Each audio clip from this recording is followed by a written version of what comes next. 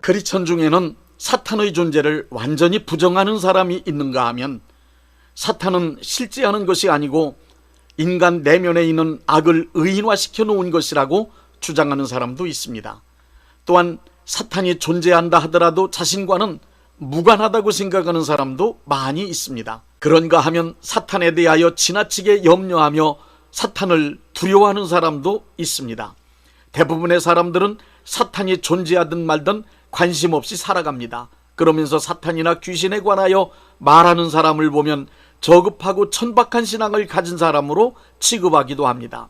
오히려 사탄의 존재를 부정하거나 말하지 않는 것을 차원 높고 품위 있는 신앙으로 여기는 것이 교회 안에서조차 대세로 굳어진 상태입니다. 그러나 기독교 신앙의 절대적 표준인 성경은 사탄과 귀신의 존재에 대하여 명확하고 자세하게, 그리고 많은 부분을 할애하여 설명하고 있습니다. 성경을 읽어보십시오. 성경의 모든 내용은 하나님, 인간, 사탄, 이렇게 세 가지 주제로 구성되어 있습니다.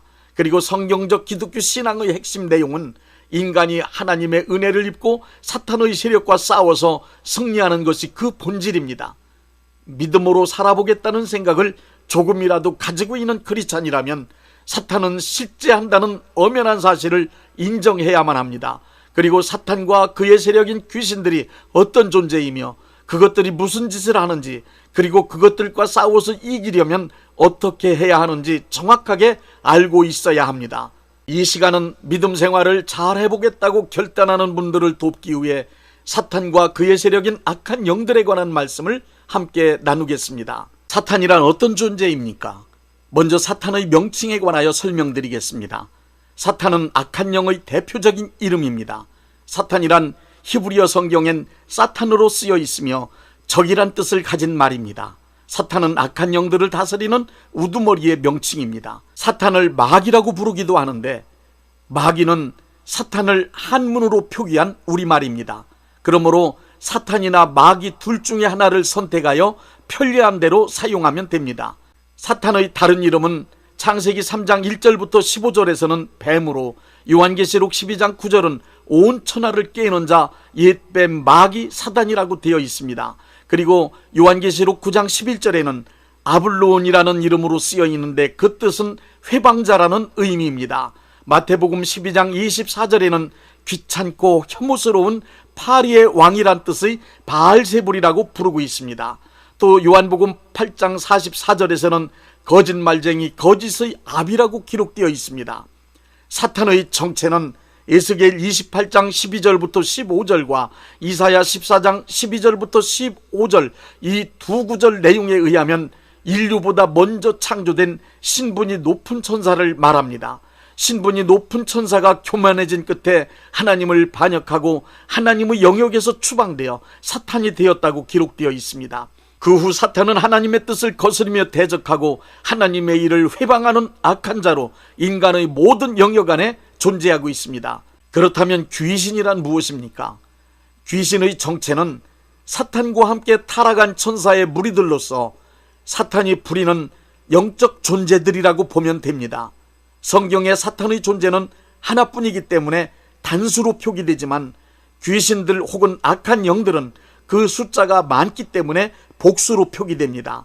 귀신들은 악한 영, 어둠의 영, 더러운 영 등 여러 이름으로 불려집니다. 사탄이 하는 일을 말씀드리겠습니다.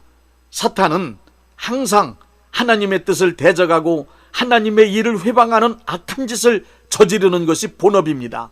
그렇지만 사탄은 하나님을 직접 대적하거나 하나님이 하시는 일을 직접 회방할 수 없습니다. 그래서 사탄은 하나님의 뜻을 대적하고 하나님의 일을 회방하는 일에 인간을 내세워 이용합니다.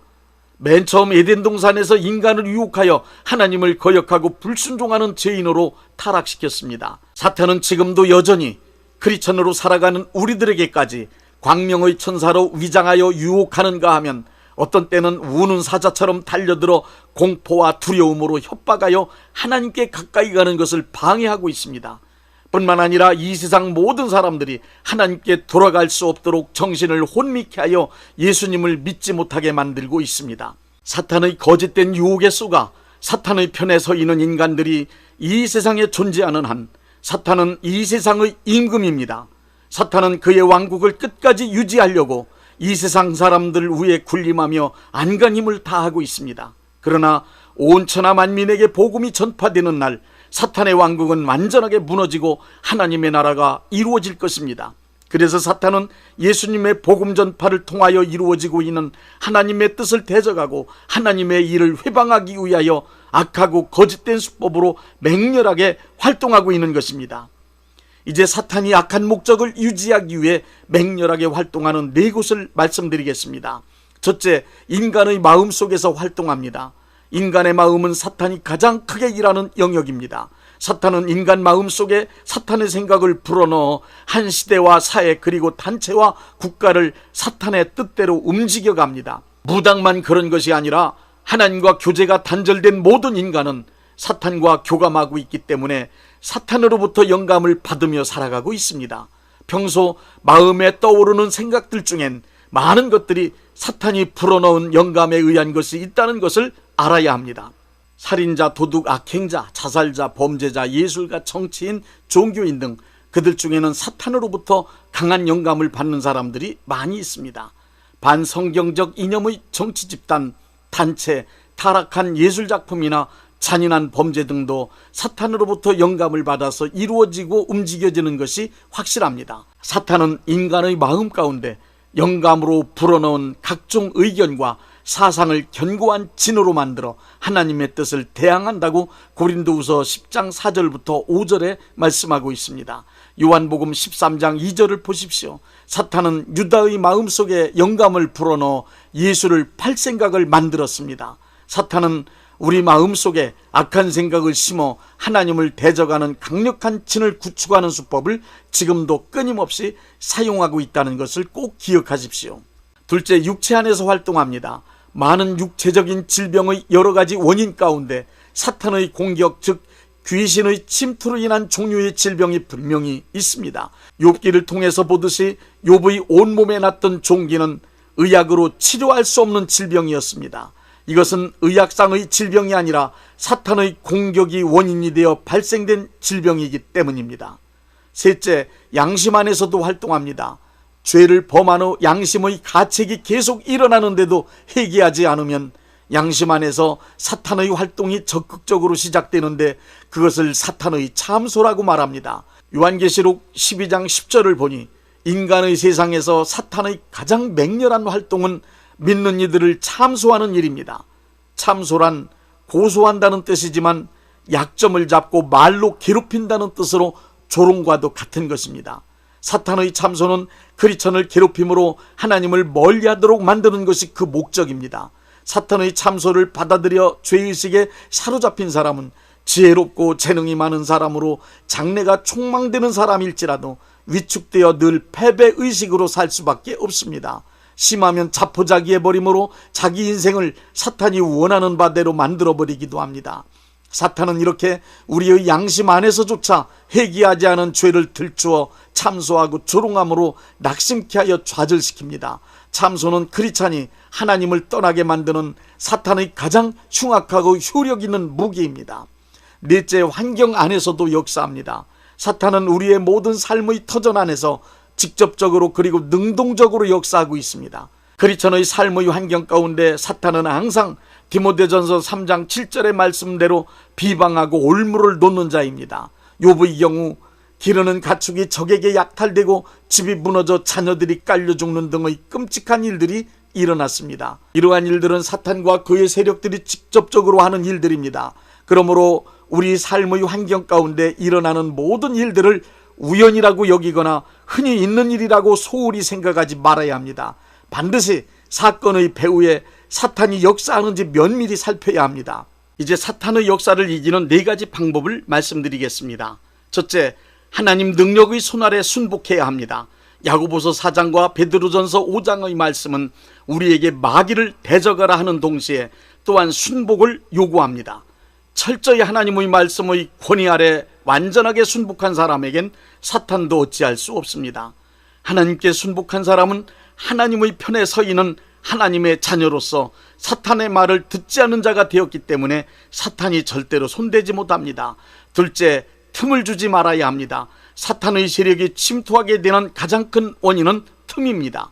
사탄의 세력들은 아주 작은 틈이라도 틈만 나면 무조건 들어옵니다.